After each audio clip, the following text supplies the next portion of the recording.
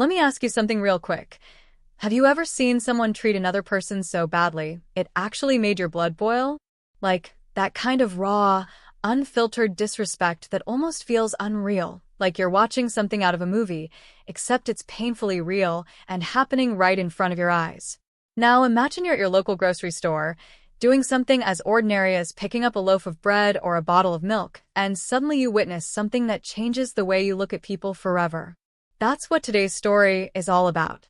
And trust me, it's not just about what happens to someone, but what it reveals about all of us.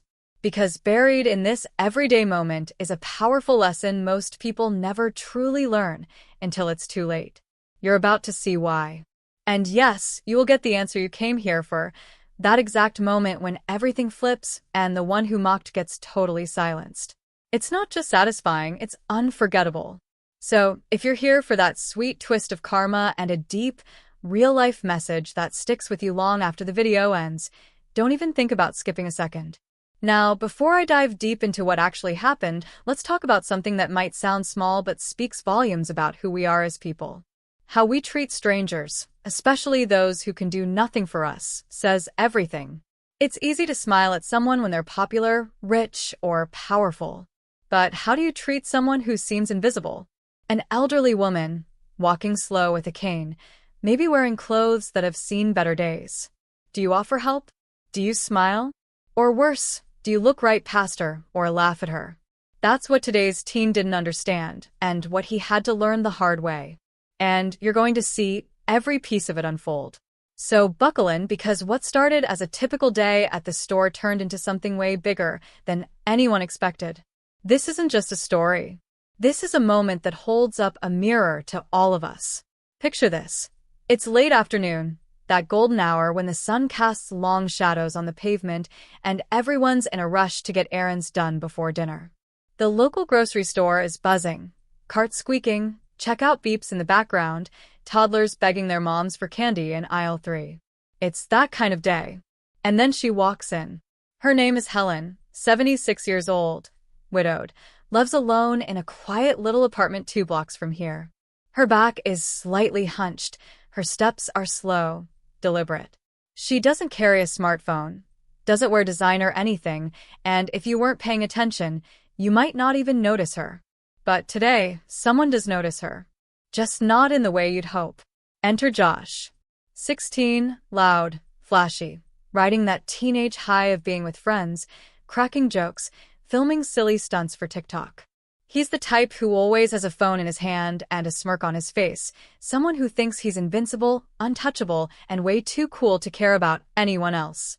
His friends trail behind him, laughing at everything he says, feeding into that bubble of overconfidence. And when he spots Helen slowly reaching for a can on the top shelf, struggling to stretch without tipping her cart over, that's when things take a turn. He sees her. But instead of helping, he mocks her. Out loud. Right there in front of everyone. Now pause for a second.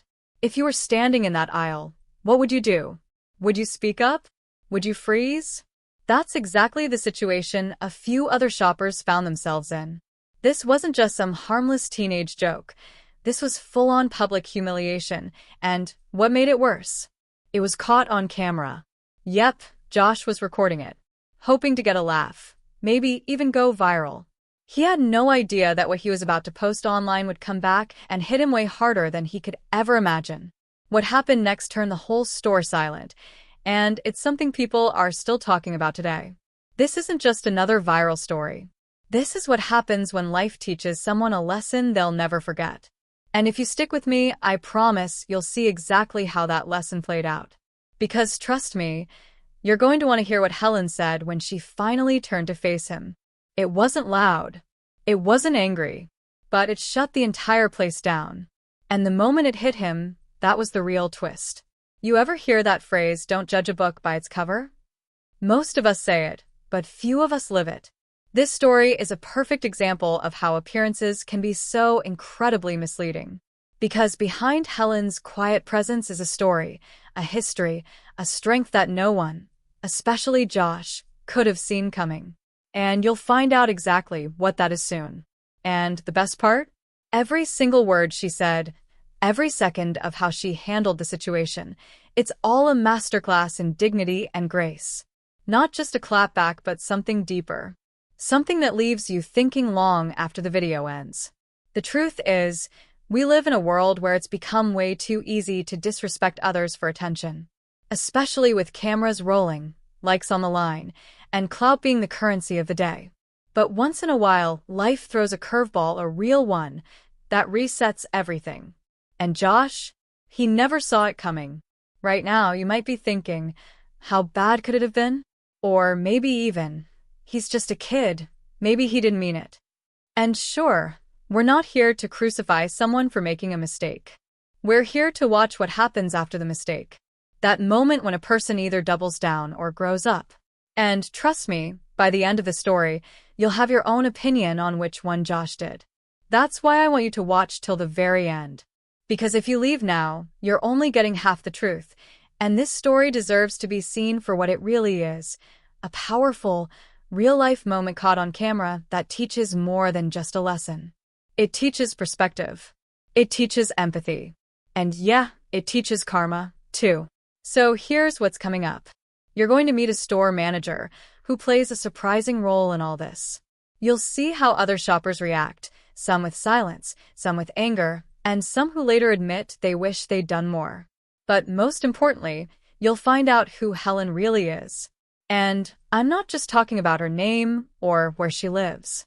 I'm talking about who she is, what she survived, what she carries, and why her words, the exact sentence she said to Josh, hit like a bolt of lightning and left him absolutely speechless. But to understand why that moment mattered, you've got to see the whole picture. And trust me, every second builds toward that unforgettable climax. So if you've ever believed in second chances, in redemption, or even just in good people standing up in quiet ways, stay right here. This one's for you. By the time we get to the confrontation, you're going to feel like you're in that store. Like you're standing just a few feet away, watching it all unfold in real time. That's the power of a true story, when it hits close to home. When it makes you think not just about what's happening to someone else, but what you would do in the same situation. And just when you think you know how it's going to end, that's when it twists. So don't go anywhere. Because in just a moment, Helen is going to look that boy in the eyes and say something that changes everything. Helen didn't flinch when the laughter echoed down the aisle. Her hand paused midair as she reached for the can, her fingers just inches away. The sound of the teen's voice, exaggerated, dripping with mockery, lingered like a bad smell in the air. People often assume that someone her age would shrink in that moment, maybe pretend they didn't hear, maybe even walk away quietly just to avoid the scene. But Helen didn't move. And what makes this even more powerful is that no one around her really knew who she was or what she'd been through to get to that grocery store on that exact day. To the outside world, she looked like any other elderly woman trying to stretch her pension far enough to get through the week. But behind her stillness was a storm of experiences, some beautiful, some painful, and some that had prepared her for moments exactly like this one. The truth is, Helen had spent most of her life being underestimated. That's what happens when you're quiet, when you don't need to be seen or heard to feel worthy. She wasn't always alone either. Just a few months ago, she lost the one person who understood her silence, her husband of over 50 years. Since then, everything felt heavier. Even shopping. What Josh and his friends couldn't have known, what no one could have guessed, is that Helen had made that particular trip for a reason. It wasn't just about groceries.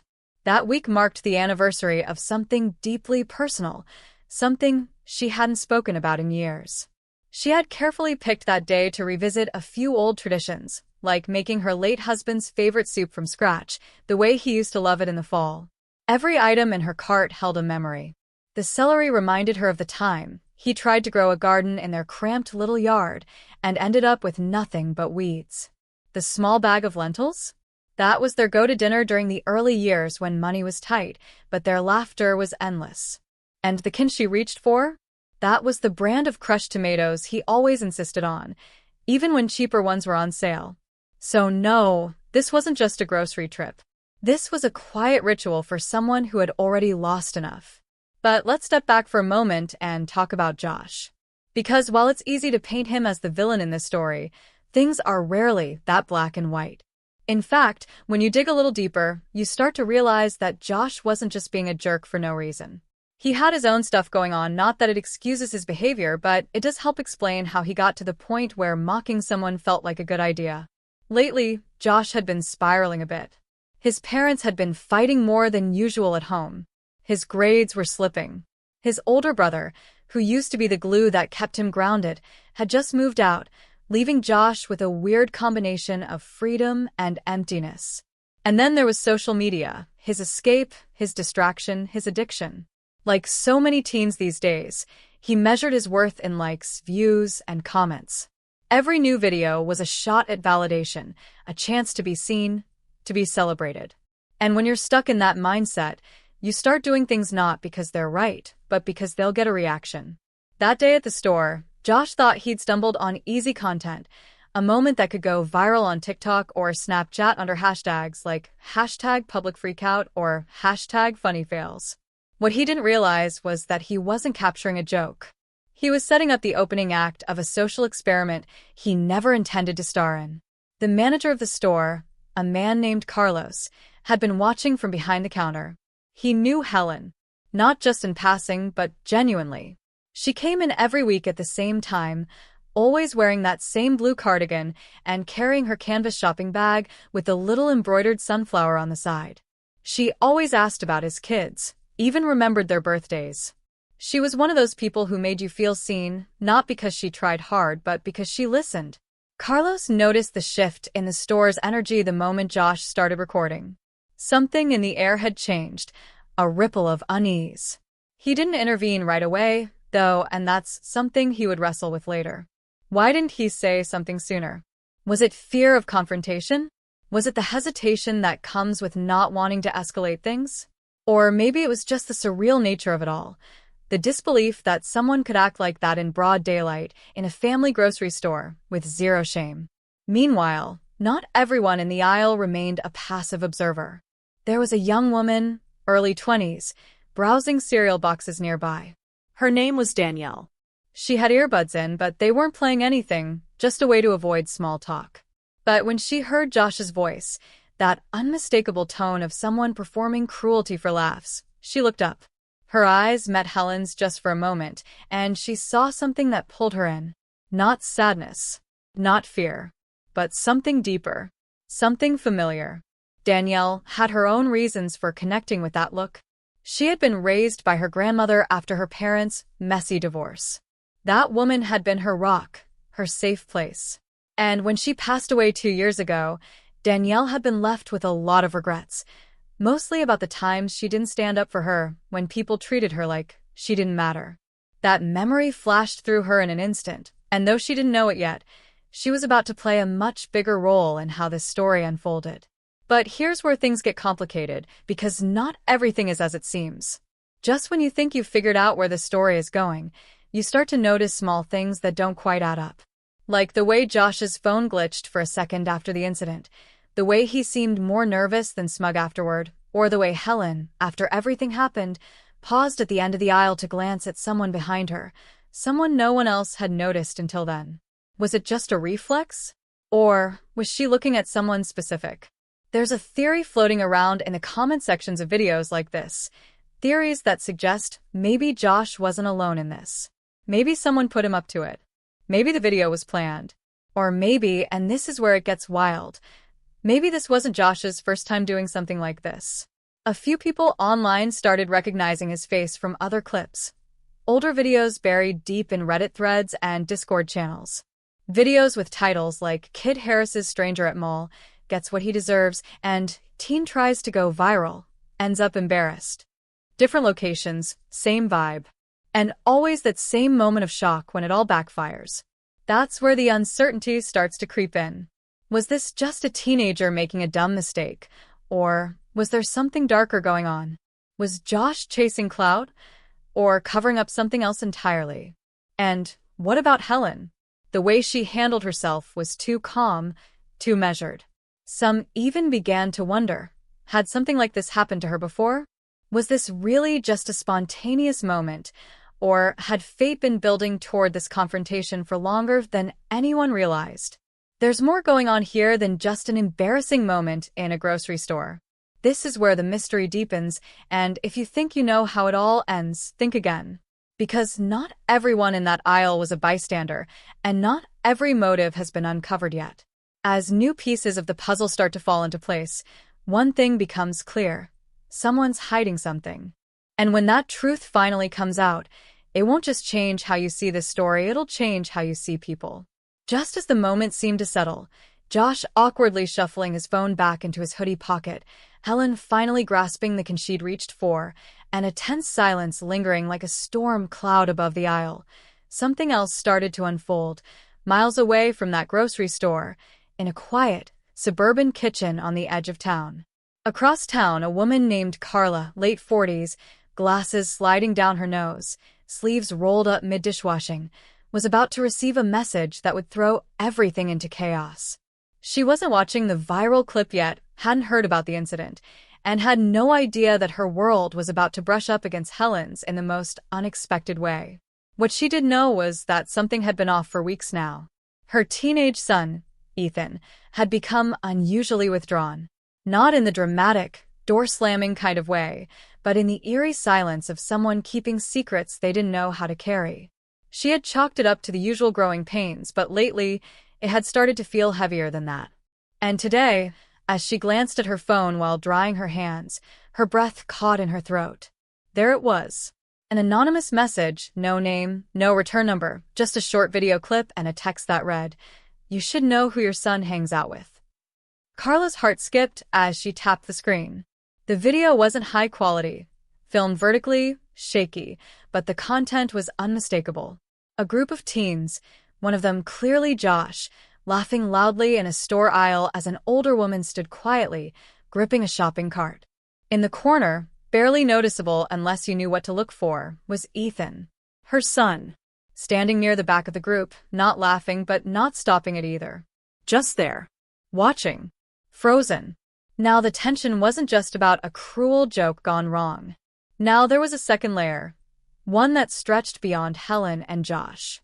Someone out there had taken the time to dig up this clip and send it directly to a parent who hadn't even been aware her child was present. This wasn't a casual share. It felt targeted, deliberate, which begs the question, why? And more importantly, who? And just like that, the mystery deepened, pulling Carla into a narrative she never asked to be part of. She didn't know Helen. She'd never heard her name. But somehow, she was now connected to the fallout of this moment. She began combing through Ethan's phone while he was in the shower, her hands shaking as she swiped through threads of group chats filled with memes, inside jokes, and a few too many blurred-out screenshots from videos that seemed to toe the line between just for laughs and crossing the line. One video in particular stood out, uploaded weeks ago, with a caption that read, "She never saw it coming, face with tears of joy, #karma, #storebrinks." But what really caught her eye was the location tag. It wasn't the store from today. It was another one. A different city. Same kind of target. Elderly woman. Same friend group. Different lead. Now, the audience has to ask themselves, was this part of a pattern? Was Helen just one of many?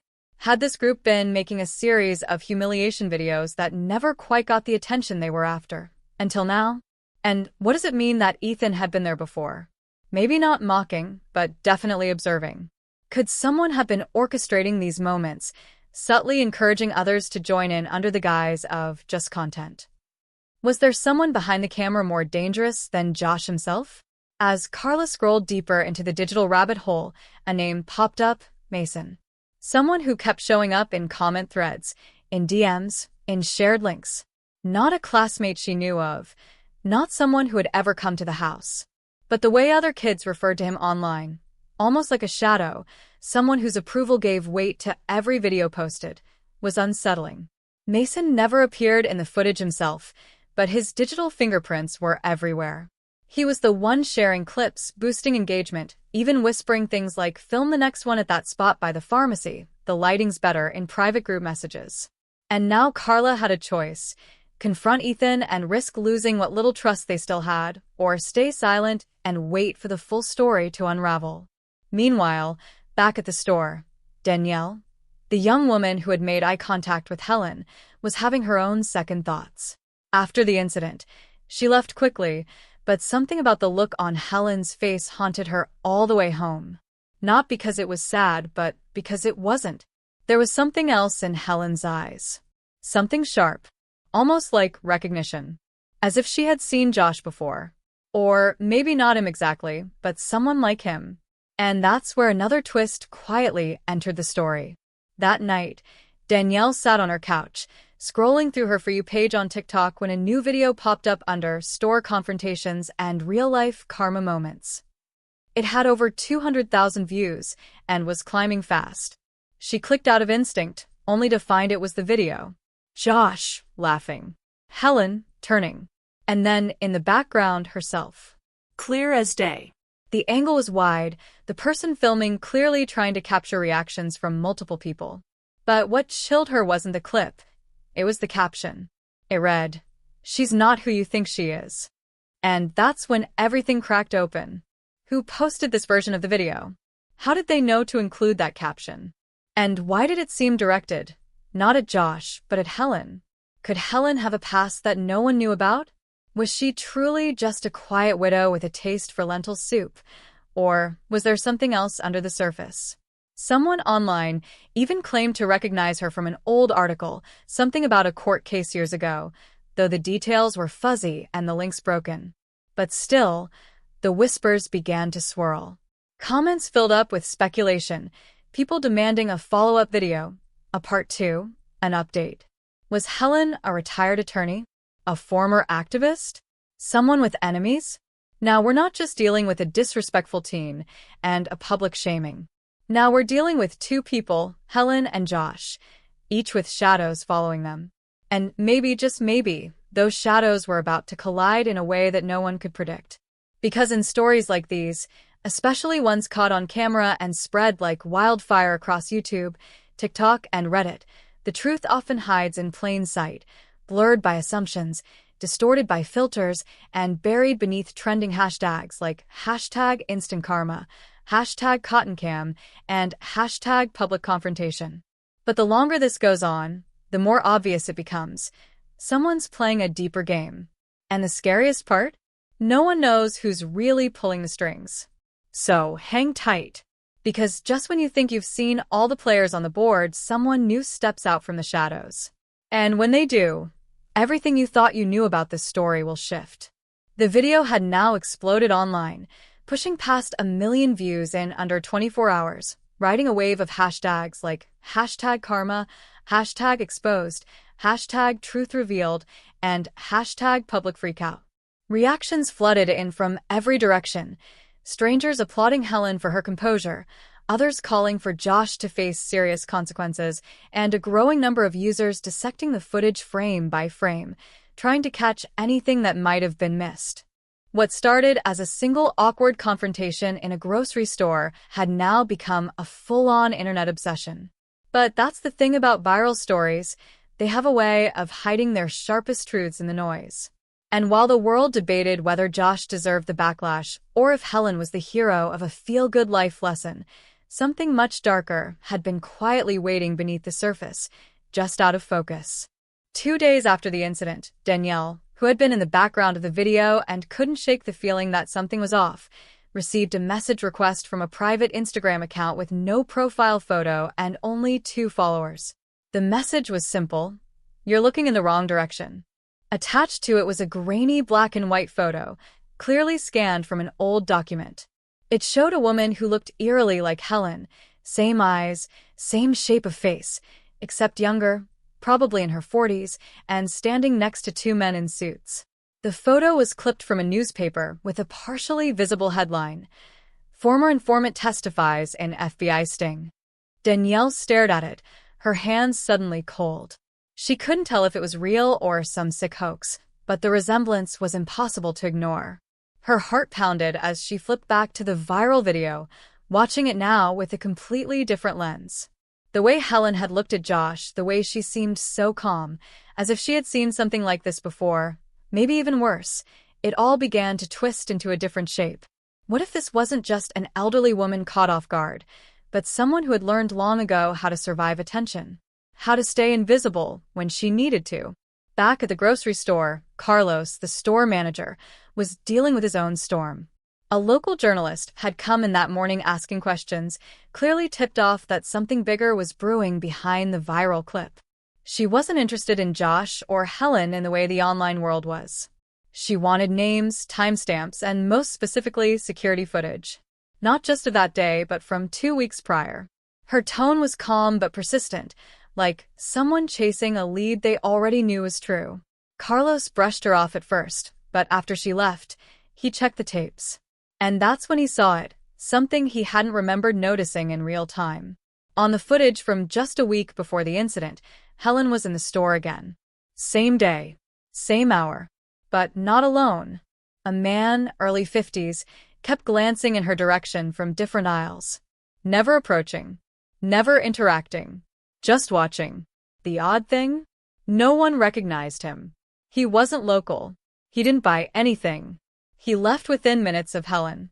When Carlos froze the frame, his stomach sank. The man wasn't a stranger. He'd seen that face before. On an old news segment about a financial crime case from years ago, one tied to witness protection and sealed court records. And if that was really him, it raised one terrifying question. Had someone found Helen? Suddenly, Helen's calm wasn't a sign of inner strength. It was the quiet panic of someone who knew they were being watched. That changed everything. Maybe Josh wasn't the real threat that day. Maybe he was just the noise. A distraction. And maybe Helen's response wasn't just about dignity. It was about control. She needed to stay unnoticed, to avoid drawing attention. But once the video went viral, her face was everywhere. She had been out of the system for years, living under a new name, keeping her head down. Until that moment in aisle 7. And the twist didn't end there. Late that night, Carla, still shaken by the anonymous message she'd received and her son's connection to it all, got a call from her sister, who worked for a law firm downtown. She said someone had been calling around asking about Helen S. No last name, no details, just Helen. The caller claimed to be a documentary producer, looking to tell a story about a forgotten civil rights whistleblower from decades ago who had recently resurfaced. But there was something in his voice that didn't sit right. Too pushy. Too vague. When she pressed for credentials, he hung up. That's when Carla began to connect the dots.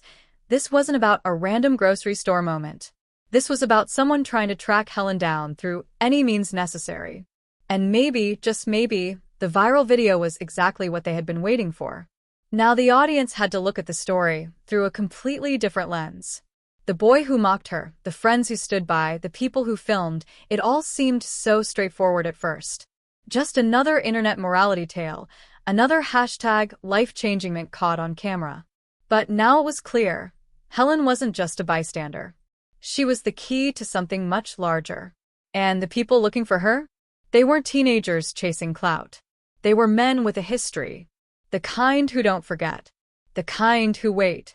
As these threads start to twist together, the question becomes not just what really happened that day in the store, but how much longer can Helen stay hidden? And most chilling of all, was Josh's humiliation a coincidence?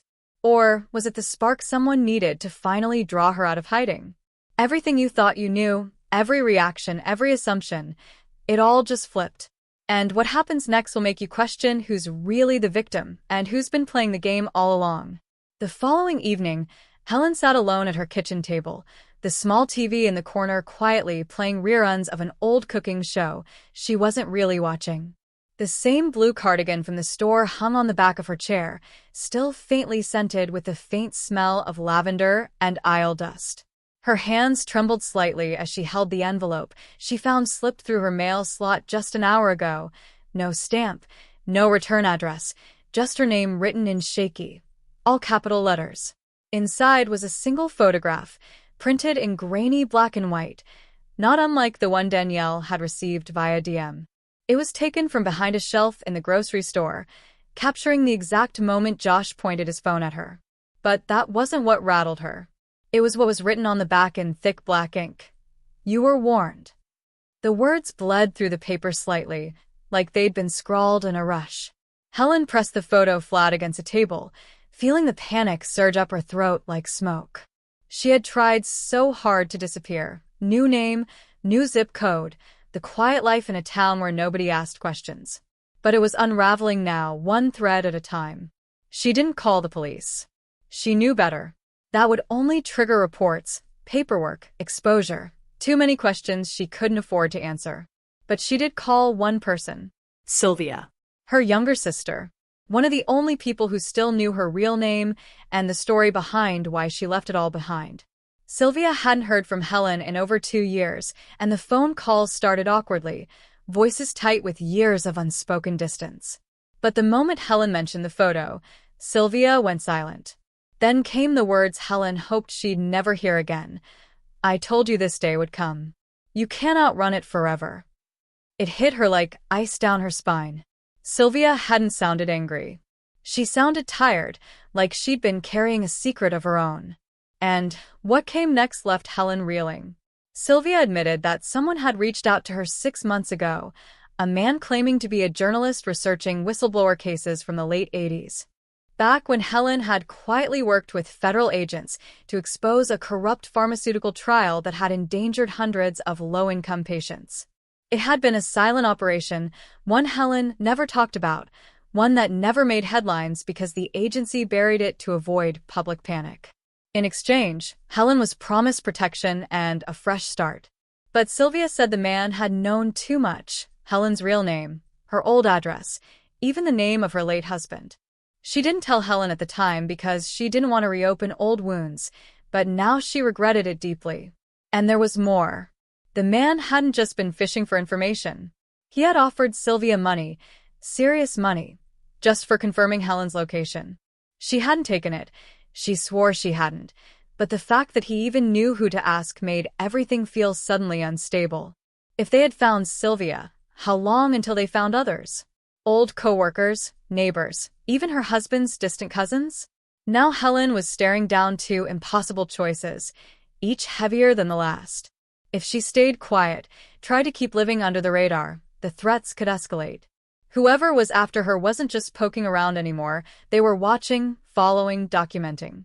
But if she came forward, if she reached out to the authorities or the press and revealed who she really was, she'd not only be putting herself at risk, she'd also be dragging in everyone around her. Danielle, who had just tried to help. Carlos, who had seen the tapes. Even Carla and Ethan, who unknowingly brushed against the truth through that viral video. And then there was Josh, the boy who thought he'd pulled a stunt for likes but might have stumbled into something way bigger than he could comprehend. If word got out that Helen's identity had been exposed through a TikTok, he'd be the center of a storm he was nowhere near ready for. She couldn't decide if she felt fury or pity for him. Maybe both. And just when it felt like things couldn't stretch any thinner, a knock echoed through Helen's front door. Not a loud, aggressive pound, but a soft, deliberate knock, 3 slow taps. She froze in place, blood rushing in her ears, pulse thudding in her throat. It was late. No one ever visited her at night. She moved quietly toward the window, pulling back the curtain just an inch. A dark car sat at the curb, still running, its headlights dimmed but engine humming. The silhouette of a person stood at her door, too obscured to make out any features. Not a neighbor. Not someone from the community center. She didn't recognize the stance. But whoever it was, they didn't knock again. They just waited. Calm. Still. Like they had all the time in the world. Helen didn't open the door. She didn't even breathe. After nearly 5 full minutes, the person turned, walked calmly to the car and drove off, no hurry, no sound. Like it was just a visit. A reminder. We know where you are. At that moment, Helen felt the weight of all her decisions pressing down on her at once. If she kept quiet, the people around her would continue walking unknowingly into danger. But if she told the truth, the entire narrative the world had built around the viral video would collapse. She wasn't just a victim of public humiliation. She was a hidden witness, part of a federal case buried so deep that even speaking about it could open doors she spent her whole life trying to keep closed. She had protected herself for decades. Now she had to decide: protect the truth or protect everyone else. The conflict was no longer about a disrespectful teen and a viral moment of justice. It was about survival, about history resurfacing in ways that couldn't be predicted, triggered by the casual tap of a record button. And as Helen sat back down, staring again at the photo left at her door, she realized that her next move wasn't just about her. It was about everyone who had come into contact with her in the last 72 hours. The line between past and present had been shattered, and whether she liked it or not, the countdown had started. The people who wanted to silence her once had found her again. And this time, they weren't sending warnings. They were giving her one final chance to disappear, or face everything she thought she had buried. By the next morning, the air around Helen's small house felt different, heavier, like the calm before a violent storm. She barely slept, only drifted in and out of shallow dreams that twisted her memories with flashing lights and the low hum of car engines. She kept the lights off, the curtains drawn, and the photo from the envelope tucked beneath her tea tin where no one could find it. But she knew this moment had been building for years, and now that the chain had finally snapped, it was no longer about staying quiet. It was about staying alive. The internet had already taken the story and blown it into something unrecognizable. Reddit threads speculated that Helen was a retired spy. TikTok creators pieced together shaky timelines, and true crime YouTubers latched on, calling it the viral grocery conspiracy and teasing new episodes with tags like #HiddenPast, #TruthExposed, and #GovCoverup. None of them had the full picture, but someone did. Someone who had known exactly where to strike, and when. It wasn't until Danielle showed up at Helen's doorstep, visibly shaken, that things truly started to unravel. She wasn't alone. She had brought a man with her, mid-30s, well-dressed but not flashy, with a badge tucked just deep enough in his pocket that it didn't feel like he was showing off. His name was Tom Mercer, and he claimed to be an independent investigator who had once worked on a dormant file connected to Helen's past, though he didn't use her name. He used the code the Bureau had given her decades ago, Case Asset 42MN. The moment he said it, Helen felt like the air had been sucked out of the room. Danielle, seeing the color drain from her face, reached out gently, but Helen stepped back, her eyes locked on Tom. He explained that someone had reopened a list of witnesses from an old pharmaceutical corruption trial, names that were supposed to be sealed forever. But a leak inside the Bureau had triggered a silent alert. Whoever was watching Helen, they weren't just ex-employees or random men with grudges. They were part of a private security firm contracted by the same pharmaceutical group that had quietly rebranded and re-entered the market under a new name. This time, as a biotech startup riding the wave of AI healthcare innovation. Their latest trial? Already underway in 3 states. Their investors? Politicians, billionaires, and even high-ranking government officials. And the last known living person who could testify about their original crimes, the falsified data, the destroyed patient records, the unauthorized testing, was Helen. Helen felt like the ground had cracked beneath her. All these years she thought she had escaped, that her silence had bought her freedom. But now she realized she had just been put on ice, watched from a distance, and waited on. Josh's video didn't just expose her, it activated a protocol. The moment her face hit 1 million views under #karma and #storefreakout, facial recognition systems flagged her. It wasn't a coincidence. It was the beginning. The photo in the envelope hadn't been a threat. It had been a warning shot. She was now a liability. And they were cleaning house. Then came the betrayal she never saw coming. Tom asked if she remembered someone named Greg Simmons.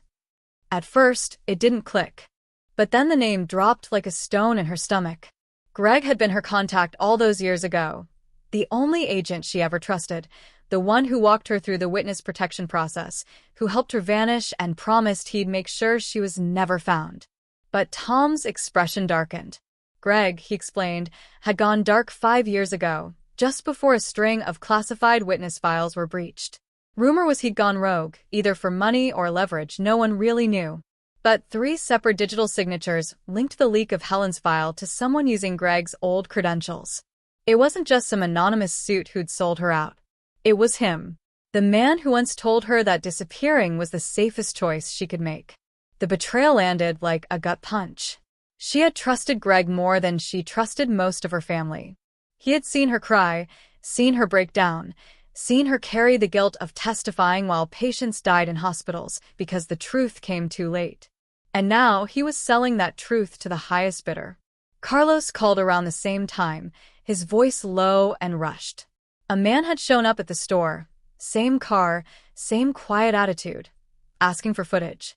Said he worked for a corporate compliance firm doing research for a brand damage report tied to the viral video. But when Carlos refused, the man left a card with no company name, just a single phone number and the initials GS. Helen's hands clenched the edge of the kitchen counter. Greg was close. Too close. And if he was the one who leaked her file, then it meant he already knew about everyone she had spoken to. Danielle. Carla. Maybe even Ethan. He could be using them. Or worse, planning to silence them, too. The pressure was unbearable. Helen had two choices now, and neither came without sacrifice. She could run again, deeper, vanish off-grid, leave behind everyone who had unknowingly become collateral damage. But that meant letting the people behind this biotech resurrection keep rewriting history, burying the truth, and endangering lives all over again. Or she could fight. Step forward, speak out, and pull the whole thing into the light, even if it meant her name, her face, her past, and the people she cared about would be dragged through the fire with her. She wasn't just Helen anymore. She was the last living witness to a billion-dollar lie that had already cost lives, and could cost even more if left unchecked. Her heart raced, every breath short and shallow, but her mind was already moving fast. She had kept the original files, hidden away in a safety deposit box under a different name in a city 3 hours away. She hadn't touched them in years. But now they were her only leverage. And if she wanted to stop this, if she wanted to protect Danielle and Carla, and even that foolish boy Josh, she would have to go public with evidence.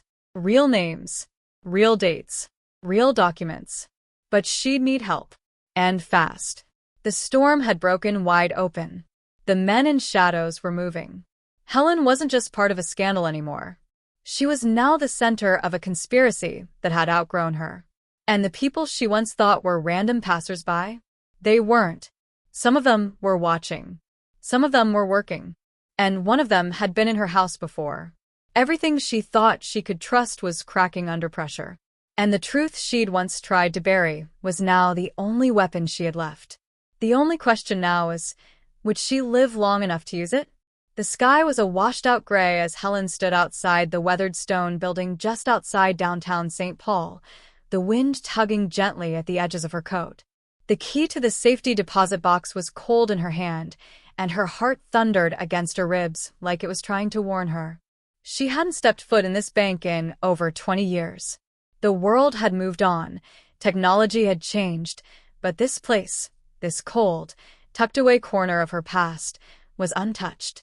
Inside that box were copies of everything: clinical trial memos, falsified reports, hidden patient mortality rates, even audio recordings from backroom conversations she wasn't supposed to hear.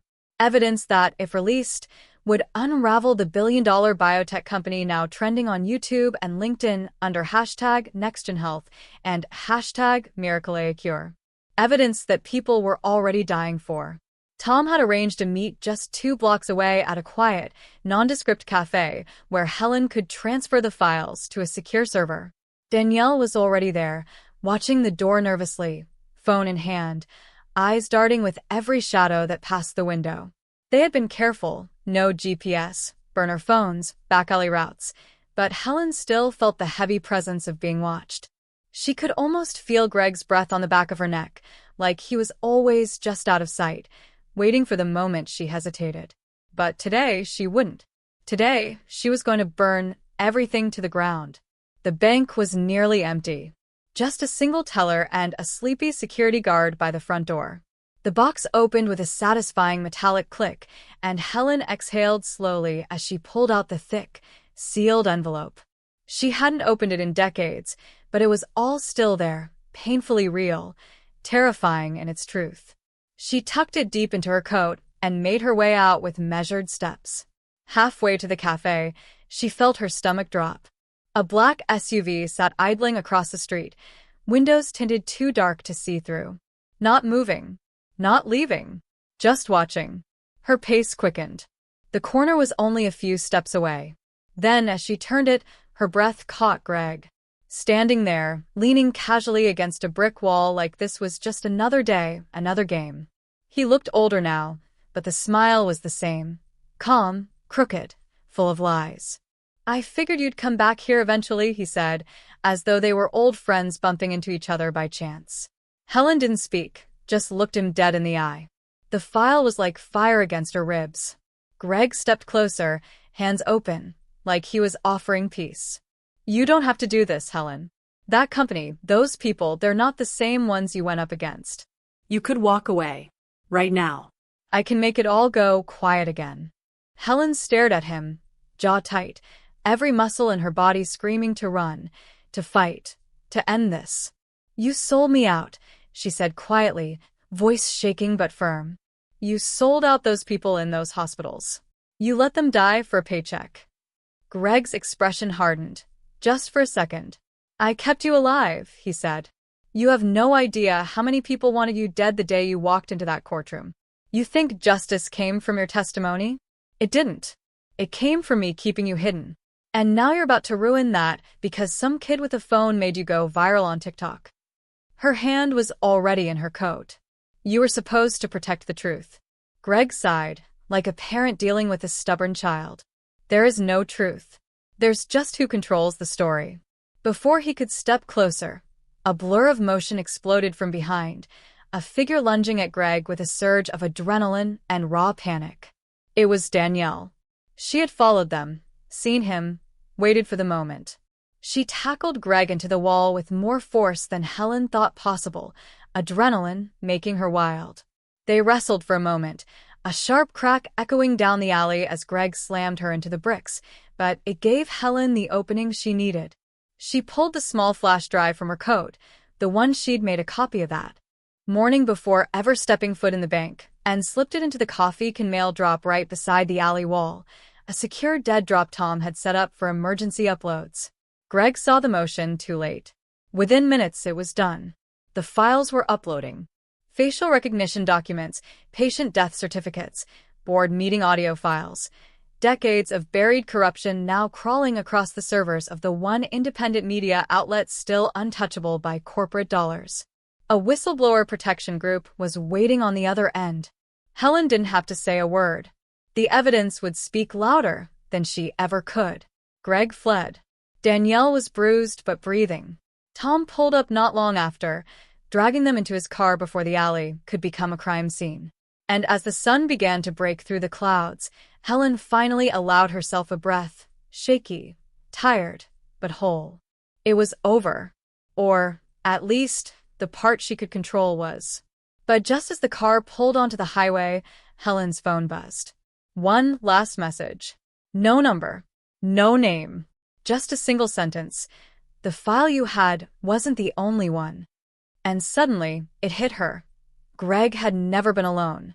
The conspiracy wasn't just corporate. It was systemic. The files she had were damning, but if there were others, if someone else out there had kept records, had been part of the original cover-up, then this was only the beginning. One evil exposed meant another was still hidden. And just like that, Helen knew her fight wasn't over. It had only gone viral. 3 weeks later, the story had spread far beyond what anyone could have imagined. What started as a grocery store confrontation caught on a shaky iPhone had evolved into a full-blown media firestorm, dominating headlines with hashtags like #WhistleblowerTruth, #CorporateGreedExposed, and #HelenWasRight. It was no longer about a viral moment or a shaming clip of a teenage boy learning a lesson in public decency. That clip had become the crack in a dam that had held back years of corruption, buried files, and silenced voices. With the leaked evidence Helen released, documents, recordings, signed confessions, the entire house of cards began to collapse. The biotech giant lost billions in market value, Key executives were subpoenaed, and state investigations were launched into how a once-disgraced pharmaceutical company had been allowed to reinvent itself under a new name and quietly resume operations without ever acknowledging its past crimes. The public outcry was massive, sparked not by any politician or celebrity, but by a quiet, older woman who had once chosen to vanish for her own safety and had now chosen to be seen. Helen sat in a quiet room inside a small safe house outside Denver, far from the Minnesota suburb where this all began. A nonprofit legal team had taken up her case, and with protective orders now in place and the Department of Justice opening an official inquiry, she was, for the first time in decades, safe. Not hidden, safe. That distinction mattered now. She still kept the curtains closed out of habit, and she still checked the locks twice before bed, but something had shifted inside her. She was no longer just surviving. She had reclaimed a piece of herself that had been locked away since the day she first stepped into that courtroom all those years ago. The past no longer held her hostage. Danielle had returned home, her bruises fading but her fire stronger than ever. She had quit her job and begun working with a journalist who had covered whistleblower cases for years, helping to track down other forgotten witnesses like Helen, people who had been promised safety but were instead buried under red tape and forgotten by the very institutions meant to protect them. Josh, surprisingly, had gone quiet after the video. After the dust settled and the deeper story came to light, he posted one final video. No jokes, no filters, no music. Just him, raw and honest, apologizing to Helen and to everyone else who had been mocked, ignored, or written off just because they looked like they didn't matter. The comment section was a mix of support, skepticism, and some brutal honesty, but for once, the internet was more interested in truth than entertainment. His post trended for days under hashtag accountability and hashtag second chances, sparking a wave of young creators pushing back against toxic content culture, reminding their followers that real people existed on the other side of every viral moment. But as much as Helen had found vindication, as much as the truth had finally clawed its way into the light, one question still echoed in her mind late at night. Who else had a copy of the file? That last message, the one that came just as she thought it was over, had been more than a warning. It was a reminder that while one part of the web had been pulled apart, others still remained. Greg had vanished after the alleyway fight, and though authorities had issued a warrant, he hadn't been seen since. Some believed he was gone for good. Others whispered that he had retreated into another life, another name, just like Helen once had. The unsettling truth was that people like him didn't just disappear. They regrouped. Still, Helen found a strange peace in all of it, not from knowing every villain had been caught, but from knowing that she had finally stopped running. She no longer had to live in the shadow of what she had done, what she had seen, or what she had lost. The truth was out there now, and it would keep spreading. People were watching, talking, digging deeper. Whistleblower protections became a national conversation again. Investigative journalists began reopening cases once shelved and ignored. There was movement, and movement meant hope.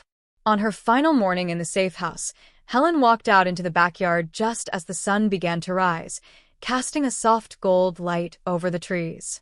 In her hand was a small photo, one of her and her late husband, taken just before everything fell apart. She stared at it for a long time, then placed it under a stone by the old garden bench and smiled. Not because everything was fixed, but because for the first time, she didn't have to hide who she was anymore. She could breathe in the morning without fear chasing her down. And as she turned back toward the house, her phone buzzed again. A new message. No name. No number. Just a video link. She hesitated. Opened it. It was security footage. Not hers. A hospital hallway, time-stamped from 3 days ago. A man in a long coat. A clipboard. He looked up, straight into the camera. Smiled. Greg.